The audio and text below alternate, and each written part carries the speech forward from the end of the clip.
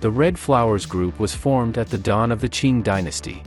Its members dedicated themselves to fighting the Manchus and restoring the Ming dynasty.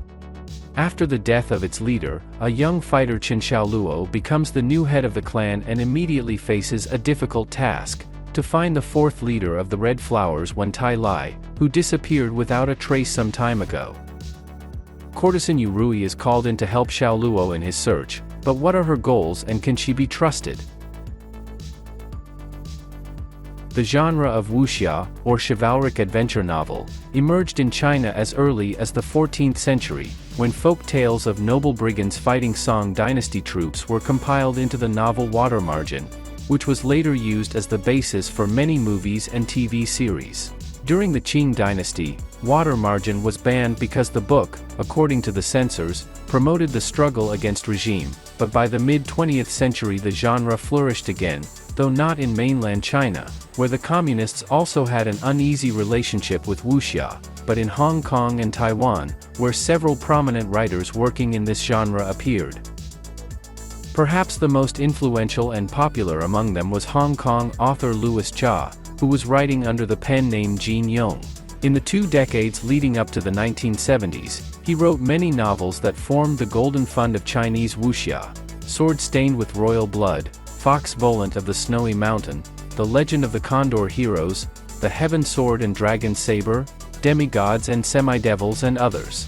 The Book and the Sword is his first published novel. It was first transferred to the screen back in 1960, and then was adapted several times more. For example, Shaw Brothers Studios made the 1981 movie The Emperor and His Brother based on The Book and the Sword, and in 1987, there was a trilogy from Anhui. The new adaptation of The Book and the Sword has been filmed for mainland online platforms, but those who are already nodding, assuming that its authors have followed the industry's usual path and turned the story into a fantasy hodgepodge with computer graphics and backgrounds, are in for a pleasant surprise. The Book and the Sword from director Liu Bin-Jie is a good old-fashioned kung fu action movie, strongly reminiscent of Hong Kong films of the early 90s at the peak of their production, when they were filmed in packs and almost on automatic, but at the same time, their creators were so professional that the movies still turned out extremely watchable. Since it would be difficult to fit the events of the weighty novel into one less than an hour-and-a-half movie, the authors of the new adaptation threw out a large portion of storyline, but added a romantic dramatic story of the fighting courtesan Yu Rui, which was not in the book. To give them credit, it turned out quite well, and the abundance of hand-to-hand combat scenes and the brisk shooting style, referring to the same Hong Kong wuxia movies of the 90s, cause a pleasant nostalgia. Sometimes, however, the authors try too hard.